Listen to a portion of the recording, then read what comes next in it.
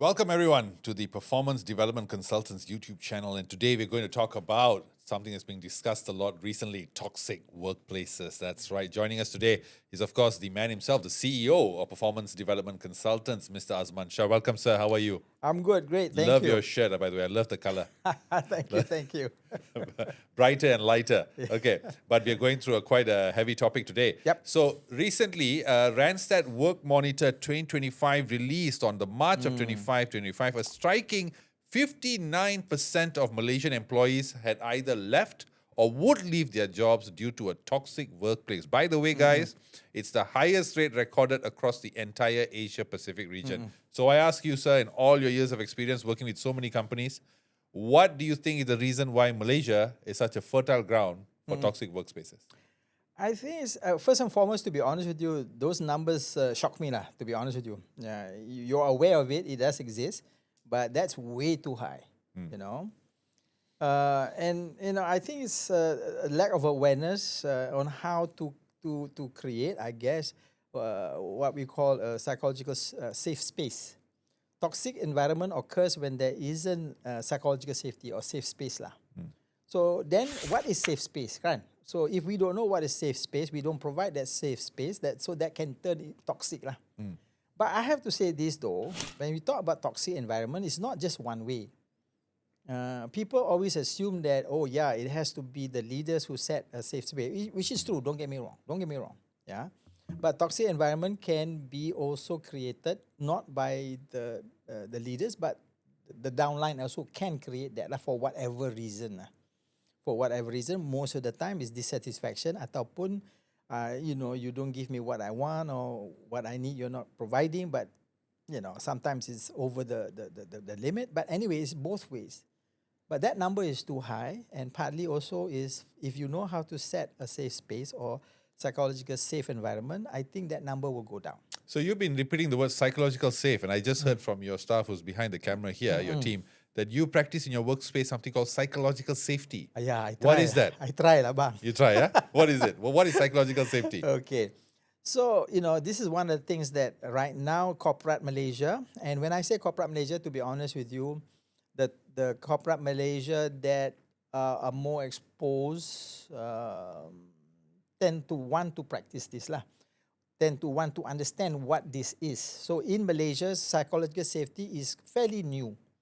I don't want to name companies that I work with, and I don't want to say it in a way that doesn't sound right. Tapi organizations that are within the Fortune 500 type companies kan.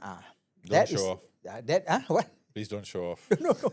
That is the concern. Okay. So they know because there are American companies, British companies, this company, and they're practicing it in those countries, and they come back to Malaysia and say, hey, you guys need to practice this. So for that, and I think there is more awareness of that lah. But then what is it as a concept? Oh, okay. So basically, if you look at it, is you create an environment where what we just talked about tadi, inclusion, being inclusive. Okay, diversity is not inclusive. Diversity, like I said, in Malaysia we're all very diverse, but inclusion is that to be accepted, to be trusted, and to be part of the organization. Yeah, so that's part of it. And then in regard to psychological safety, it doesn't matter how old you are. It doesn't matter how many years of experience. I will listen to you if you have something to say, And also, if you make mistakes, I'm not going to slam you left, right, and center. That's part of learning experience. And then if you're talking about, psychological safety, you talk about agility. I'm shifting gear a little bit. Go ahead, please. Agility came out so popular 10 years ago, 15 years ago lah. Yeah. Tapi in agility, one of the principles of agility is mistake is a learning tool. So in psychological safety, if someone makes a mistake, it's a learning tool. Obviously, you have to be smart enough to allow the person to make the mistakes within certain parameters lah kan. Itu you as a leader kena pandai lah. But you want them to share, and you want them to push the boundaries to experiment. So a psychological safe environment, you allow your younger generation or whoever, doesn't mean that they have to be younger, to experiment with different things, different thoughts and all that stuff.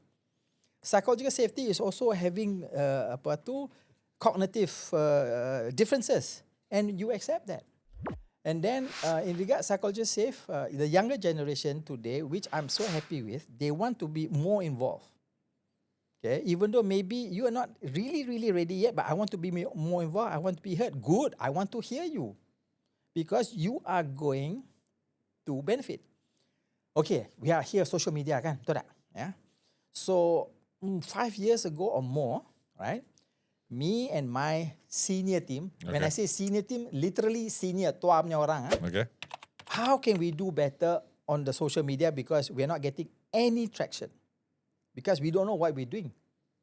Kita tua tak tahu. So then, you've met Puan Aida. She said, hey, why don't, because we take interns, kan? Why don't we take an intern and then we see that we can hire someone. I said, okay, I'll take an intern. So we took an intern. Her field, I think she was a UITM. Her field was in social media, this, that, all that stuff. So she knows something more than we do lah. So we brought her in and so on. And then we say, hey, listen, look at what we are doing. Tell us what we're doing right or tell us what we're doing wrong. Okay. So we try to have once a month meeting where we gather all our staff, including the interns. So in that meeting, we share what we can share, and then we open it up to them, and to add plus minus what we can do better. So as we are going, and then sudahlah, meeting semua sudah habis, wrap up. So we're going around the room, and then everybody add, and can say whatever you want to say, and so on and so forth about us lah. So we went around the room, and this girl was an intern. She baru masuk tak sampai sebulan. And then she said, Cik Azman, if you continue doing what you're doing, kita akan pupus. Oh, bukan kita akan pupus, Cik Azman akan pupus. Holy cow. I said, what? Pupus apa? Because whatever we're practicing is not having any impact on our social media, on our, So then I said, okay, fine. See, now of course at that moment, I'm not going to tell her what should we do. But I accepted that she was brave enough to share that, to tell me that I'm doing it wrong. There's nothing wrong with that. So I sat down with her, my team sat down with her, Puan Aida sat down with her and all that sort of stuff. And then she gave us ideas and all that stuff. I'm telling you, 5 years or 6 years ago till now, our footprint is totally different in social media because of what she said to me. I allowed that. I mean, that is the environment that we gave. According to the Geert Hofstede, I hope I'm pronouncing that well, widely used Power Distance Index, BDI, Malaysia ranks very high on this index. In fact, in some years, we've ranked number 1. That's right. Yeah, which means, for those of you who are watching, is that Malaysians are on average more accepting of unequal distributions of power and hierarchy in institutions and organizations. So is culture the reason why we have toxic workspaces? When I first came back, I was in the States for 15 years. When I came back, when I was there, I was a psychotherapist. Yeah. I wasn't a businessman. So I came back here, I became a businessman. Okay. So at that time, obviously, part of the reason I came back to be with my mom, take care of her. So anyway, obviously I go to work, come back, I share with her stories and all that sort of stuff. And she thought I was too American. Because? Because there's no space between me and my subordinates. Yeah. Because in America, my CEO, I call him by his first name. I say, Pete. He calls me Azman, Azzy. He got over there.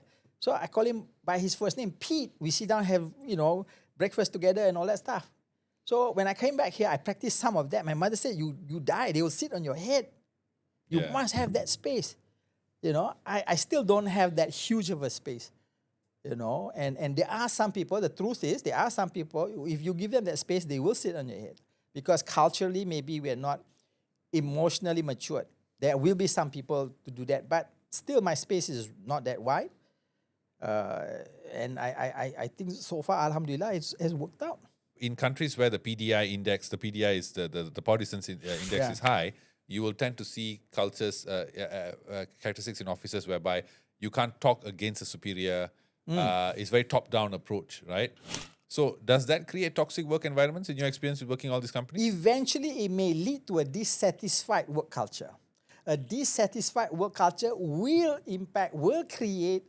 contribute to a toxic work culture, if you ask me. There was an article in The Sun titled Employees Quit Toxic Jobs Without Offers, Prioritizing Mental Health Over Job Security. Yeah. Now, it quoted social media users. One of them said, many people have begun leaving toxic workplaces without securing another job, arguing that peace of mind outweighs staying in an unhealthy environment. So, is this indication that the superiors today, modern management today, is unable to deal or even adapt to the wants of newer generations in the workplaces who, like previous generations, may have opted the other way? Work security is more important than anything else. Yeah. So they are not adapting. Those that quit without another job, most of it, I think, I'm going to make some assumptions here, are the younger generations. Yeah. And because they know that they have a safety net, because the parents will be there to prop them up. So I can quit without another job. So it's not necessary I can quit out of desperation. Not necessary. I can quit because I have a safety net. Okay, to part of Manila. And also, yes, we talk about, you mentioned also mental health and all that sort of stuff and so on. Yeah. And then if you look at, this is an example that I kind of sort of give. So let's go back to generations. Sorry about that. Let's go back to generations, okay? So in my generation, your dad's generations and all that sort of stuff, we did not have the luxury of what we provide to our kids today, okay? Or what the government also has services for the rakyat today lah. We don't have as much as we did before, so we struggle. And as you struggle, you become more resilient. As you struggle, you become more resilient. That's part of it. That's how it should work lah. Okay. How it should work. So then we become so resilient. So in regard to what happens at the workplace, the older generation, right or wrong, I'm not saying to accept toxic environment, close your eyes and, right or wrong, tend to be more resilient, tend to stay lah, And that's why maybe you see the numbers higher in the younger generation. Okay, itu satu. Then the younger generation, they have the safety net. Also, the younger generation were raised totally different. Can I say totally? Quite differently from the older generation. Okay. So I take no SHIT. All right. My parents took care of me. My parents do this. My parents do that. My parents do that. And all that sort of stuff. Who are you to do this, to do that, to do this, to do that? And you're not fulfilling my needs, which is true. Okay. So jangan silap faham. I'm not saying that people at work or leaders have the right to abuse their staff. No. We are supposed to respect. We are supposed to, and they're not your children, but you have to treat them with respect and this and that, all that stuff lah, kan? So, and that, in some organization that is missing. So the younger generation has this much tolerance for you. Older generation has this much tolerance for you. Younger generation, this much tolerance for you. So they say, okay lah, I don't need this, I'm out. Are we using generational differences as an excuse? No. To excuse toxic workspaces by saying that, oh no, other generations were more hardy. This is the strawberry generation? That's not what I meant in that sense. I understand where you're coming from. It's not what I meant. There's no place for abusive workplace. No place. Okay, none. In regard to, because I'm the boss, I'm the leader, I can do whatever I want to do to you, etc. How I say what I said, no way, not acceptable. When I first came back, 1995, American company again hired me to ask me to work, to talk about sexual harassment. 1995 bang. And during 1995, only HRDF at that time were having some guidelines, not even a law yet, on sexual harassment. So I used that Malaysian guidelines to talk about sexual harassment. And only I think you probably know better when it happened. So eventually, I think last year or year before last, it became law. Why is it taking so long? Why are we not concerned about what's happening at the workplace? That's one of the things. So there's no leader has the right to be abusive at the workplace. None. I don't tolerate satu iota pun. So how you deal with women or how you deal with the lower employees and the junior people. No, no. But does it happen? Yes. Okay. But sorry, I need to, now I answer your question. Yes, social media has helped. Exposure has helped. It has educated the others. Don't take all this crap because you have rights. Dulu Malaysia kita takut tak apa itu rights, ini rights, itu rights. There are employee rights. Yes, promote it. 100% sokong itu. And yes, I would say some of the social media and how everyone connects with everybody, we understand what our rights. Good. Is toxic workspaces also coming about because we are unable to adapt to what the new generation wants?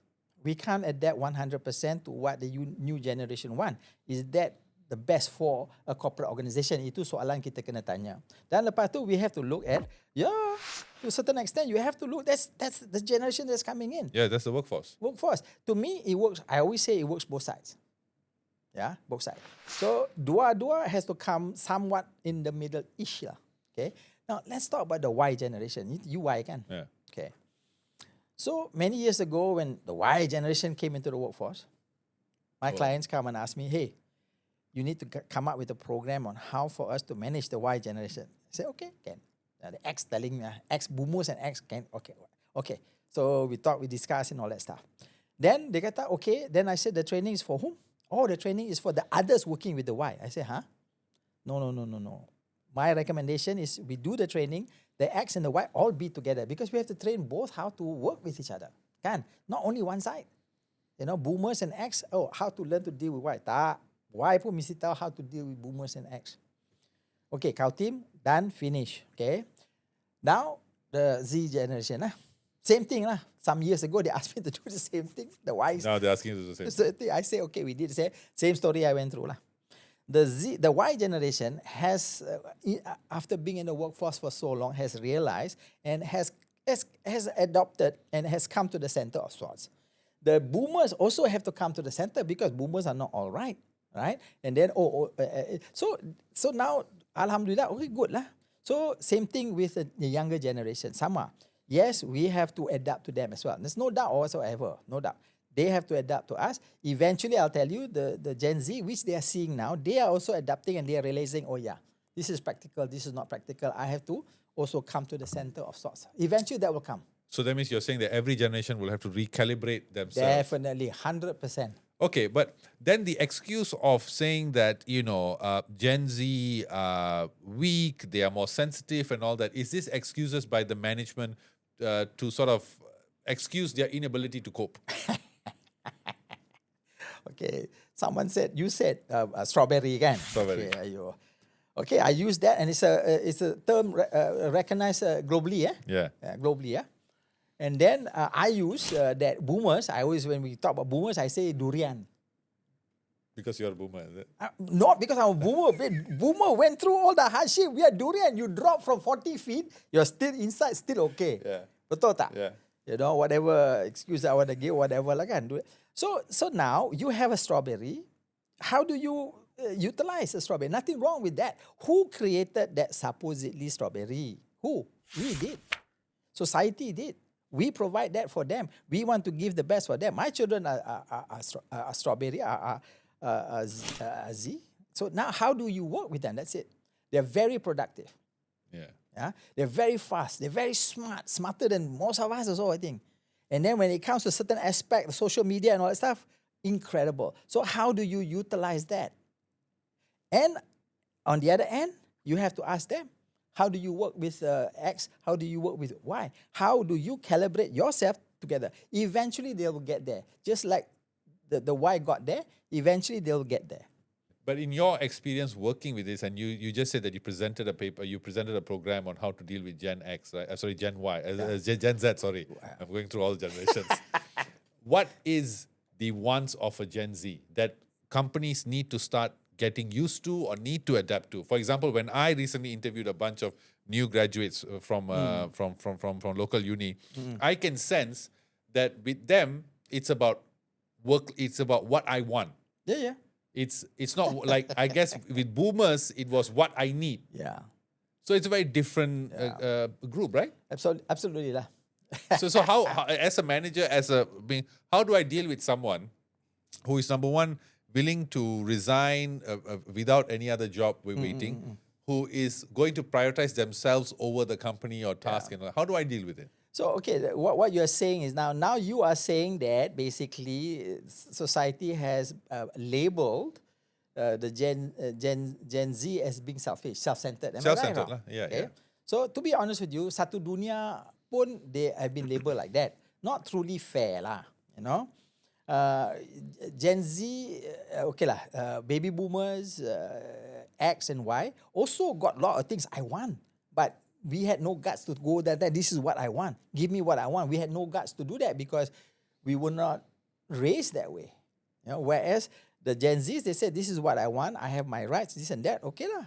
So again, you know, we cannot, in totality, we are talking about the corporate world, say that I kowtow to you, whatever you want, I give you. Tak boleh. It doesn't work that way. So once again, you have to mitigate to the center. Tetapi adakah kita kena faham dia? Ya. Dan kita mesti tahu macam mana nak cuit dia. Which button to push, where to push, how to push. My programs on psychologist safety, my programs on psychology at work is very popular now because how do we psychologically understand the younger generation and how do we work with them. Tetapi sekali lagi, kena dua-dua. Gen Z also kena faham. Like I said, eventually they will understand, they will come to the center. They know that my way or the highway is not is not the only way, like my way or the highway. Yeah. They will come to the center. But we have to be patient. And aku tambah satu lagi lah. Please. As a superior, you have to have the confidence of being able to be challenged. You know, our superiors, our leaders, I cannot say do not lah. Many of them are not able to be challenged. When we are challenged, kurang hajar lah, inilah itu. Tapi challenge, I'm okay with being challenged, tapi jangan kurang hajar lah. And that part, I'm very old school. Challenge me, but jangan kurang hajar. But some of our leaders cannot be challenged. That's ridiculous. Itu sudah dinosaur. If you don't want to be challenged, you are not going to get the best ideas. You're not going to get the best out of the younger generation. Tapi some generation, even you say challenge me, kadang-kadang dia pun tak mau challenge juga, whatever reason lah. Ataupun you know, I think I am providing that safe space, but I'm not. But I don't know. But I want to be challenged. What's the point if you have people who have great and brilliant ideas but are afraid to say because they don't want to be challenged? And some leaders don't want to be challenged. We are seeing all this news come out. And again, I in my personal opinion, I don't think toxic workplaces is something new. I think it's been there for many generations as well. But so are Gen Z employees changing workplaces because of their way of operating? It's sort of unraveling a lot of these practices in offices that maybe past generations tend to just accept and say, this is life lah. I think you're right. But there are certain limits to it lah. Because you can't have one generation come in and dictate this is the way I want it to be and you have to follow me. Koyak, habis, bungkus. Tak boleh. Tak boleh terima because when you are at the workplace, you have 4 generations now. So I cannot, as the corporate, as the management, I cannot say, okay, I will appease only the Gen Z, the rest I will leave up. Mana boleh? Tak boleh apa? Fair, what you bring in, what you need, some of the things that are crucial and critical, okay, fair. But I cannot just say, oh, we only now focus on Gen Z and whatever they want, we go. Tak boleh. For someone like me, I think we were having this conversation before as well. I had tough bosses who, you know, we only left after they left. Yeah. There was no such thing of us leaving first. It doesn't happen now lah. Like, you would be scared. Just say this intern starts packing up, like, wow, are you serious? What are you doing? Right? So how does a manager who comes from that upbringing adapt to this, evolve to this? Okay. To be honest with you, if I may lah, yeah, I'm learning to adapt to it. I'm looking at work-life balance as very important, more and more so because of my younger generation. But I still work like a dog lah, you know. I still do, and I try not to take on too much in the weekend. If I take work on the weekend, they also work on the weekend. Right or wrong?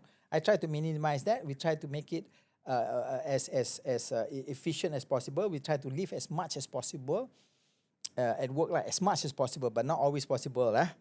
So, but we try to give that due respect. So, you know, again, at the end of the day, to the new leaders and managers, there must be a work-life balance. You must look at it. There will be times when that you have to lah. So you have to talk to your team as well, and you know that this is unfortunate, but we got to do this. So, but the new managers, they have to understand work-life balance is good because if you have proper work-life balance, they will come back more refreshed, faster, quicker, and all that sort of stuff. So The discussion on toxic workplaces on social media has inspired many people to share their experiences on threads. So a user on threads shared that her boss's response to her resignation was to portray her as the villain in every meeting with customers and staff, before allegedly shouting at her and banging on her desk. ayo. Okay, so how much does poor management contribute to the prevalence of toxic workspaces? Okay, now we are looking at, as per what you mentioned a bit earlier on, we are looking from one perspective. Yeah. From the person who is accusing the organization or the boss of creating that toxic workspace. Yeah. So that person could be the contributor as well, and so on. Again. So for this example, so now don't get me wrong, I'm not looking for excuses, but we need to ask, what made the boss bang the table? Is he a person that emotional regulation kurang ini itu, or was he driven to that point? Kita kena tanya itu soalan, betul tak? Tapi kita tak tahu lah, kita tak tahu. Okay, so to me, toxic work environment can be created by both lah. So that answer by that boss, unfortunately, is not just for 2026. I'm sure bosses have answered that in 1970 or so. Yeah. Am I right or wrong? So, But I have seen it for myself as well. I remember when I was working in a company and I saw, and this HR person told me very candidly that one of the common practices in his long career was that when they didn't like a staff or they wanted a certain staff to resign, they would alienate them. Yes. They would push them to the side. They won't give them work. They would make their life boring and all that. So, and I always wondered when you're saying that, I said, why can't you just tell that person, hey, look, we want to go a different way. Yeah. We're giving you a 3 months notice. Why can't go that way? Courage lah. You got to talk about the courage of the organization to go that path. You should have the guts to do that. To be honest with you, I've done it before. I sit down with them, I say, it's not working out. What do you think? And then, okay lah, it's not working out, so we go our separate. It has done that way before, and sometimes it's not that smooth and so on lah. But it can be done that way also lah. Why not? So, but in this example of, whatever it is, shouting, okay, maybe I can accept that, but banging table and all this, it's a bit ruffian, too ruffian for a workspace, right? So, agreed. Yeah, is this, are we excusing bullying? Are we excusing attacking the weakest in the herd? No, not excusing all that, no. And then in my field also, I work with organizations, I work with people with high levels and all that sort of stuff. And some of them, there are a few, I'm telling you, are totally, absolutely bullies. And are mean, nasty people. They still maintain, but my God, horrible people. Ada. Tapi itu segelintir. Memang ada. And not excusing bullying, not excusing all that sort of stuff. Tak boleh. Shouting, foul language, all that, not acceptable. What's the difference between a strict boss and a bully? Firm and fair lah. Firm and fair. And then also the other person, the let's say the subordinate, need to know what he or she is supposed to deliver. Kan? So, and then I am now talking about our deliverables, what we agreed to. Betul tak? So then I need you to deliver this lah. So firm and fair lah. So if we do not draw the line, what's right, what's wrong, and we do not inform the individual, then we are allowing that culture to a negative culture of I can get away with all kinds of SHIT lah. Tak boleh lah. So kalau salah, betul-betul lah. Tetapi also on top of that, you have to, when it's time to recognize the person, you have to recognize the person. Malaysian culture, corporate culture tak pandai recognize. Recognize what? The bully? No, recognize and appreciate the staff. I see. Kita tak pandai, kita bully, kita ni, but I don't think bullying is that prevalent lah. Tapi does it exist? Yes. I've seen extremely toxic bosses. God help me. You, being a psychologist, a person in this field, have you seen impacts on employees who go through bosses like this? Yes. Basically, I've seen also in my practice, PTSD. Not a joke. Is that the only impact that they have, PTSD? Oh, no, kawan. Bila if you have PTSD, it's going to impact her career. It may last for a lifetime. It may last for a long time. They lose confidence. They lose. Yeah, don't want to come to work. And they don't want. They don't have their own ideas. They don't want to challenge. They want to contribute. They want to just be followers. Oh, terrible. Can be quite bad. And PTSD and burnout nah. Ada. I've seen it. I've counseled them. So, in this case of toxic workspaces, right? In every company, especially the sizes that you are talking about, they have HR departments. Yeah. So, isn't it the role of the HR departments to protect their employees? They do the best. I'm be honest with you lah. But they can't, right? Because they It's have not to that side with the easy. leader. No, not about side. They don't take sides. You can't take sides lah. In that role, it's HR and you talk about apa itu. You can't take sides. You have to do the best you can lah. You have to do the best you can in regard to how do I support that employee. And then like I said, our organizations who are up there, they do provide as much as possible. There are a lot of people who are going or who have been given. This is not about the result of toxic. Yeah, this can be the result of mental health. Can be result. They are given 6 months, 3 months, 3 weeks, 1 year or so off. 1 year off. Ada. Tetapi there is a paid but tapi there is a scale lah. So eventually your salary will be diminish lah. Kan? Okay. Tapi yeah.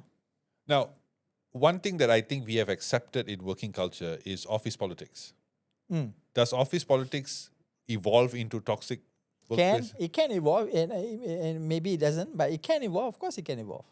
Should we allow office politics? Should that also be something addressed to nip it in the bud? How are you going to nip office politics? I don't think you can. The thing that small organization, 10 people, 20 people. Can lah. Can lah. You're talking about 20,000, 30,000, mana boleh.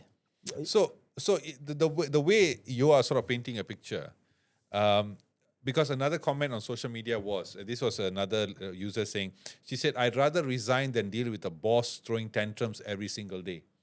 So it seems like resigning is the only way out because confrontation doesn't seem to be a solution. Okay. Let's look at both parts. I always like both sides. If I have a problem, but you seem very biased to employers. No, I have to talk about the employees also. Kan? Okay. I sort of balance it out lah. So when we have a toxic employee, a problem employee, it takes months, sometimes years to sort it out. For whatever reasons. I'm not talking about just the process. I'm talking about the engagement with the other person, disciplinary issues, this, that, all that sort of stuff. So what she said, kadang-kadang, for me to deal with a boss who throws tantrum every day can take months, can take years, or it never happens. So quit. So she finds that's the quickest way of doing things. Mungkin ada historical ni about that company or that boss that no matter what, he does not evolve or does not change, kan? Mungkin dia dah tengok this is the third or fourth time and I'm the third or fourth victim, I want to go lah. So mungkin she's already tired of it. I'm not willing to wait. So I don't blame her. If a person stays in a toxic environment, and okay, let's now, for the sake of this question, let's assume that the employee is mostly in the right. The employer? Employee, okay. You're too much on the employer side. I'm not. I'm trying to be fair. Fair. But let's just, because I have seen people being bullied and all that. Literally, you can see it, right? The PTSD can happen at work where they have a boss who, whatever they say is sort of wrong or challenged, and you're supposed to think on your foot, and it's always like, it's in public. It happens. I've seen it. Yeah. What happens when an employee decides to stay in that environment for a long time? I wouldn't recommend lah.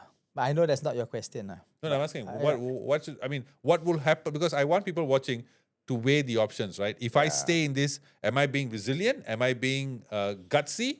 Or I think that's a good point. I think we need to differentiate being resilient and gutsy. I'll be honest with you. If it becomes too toxic, it will take a mental toll on you, 100%. Okay. Now, then we talk about the mental toll. Okay. Then the other aspect that we really haven't touched on when we talk about burnout, people don't understand.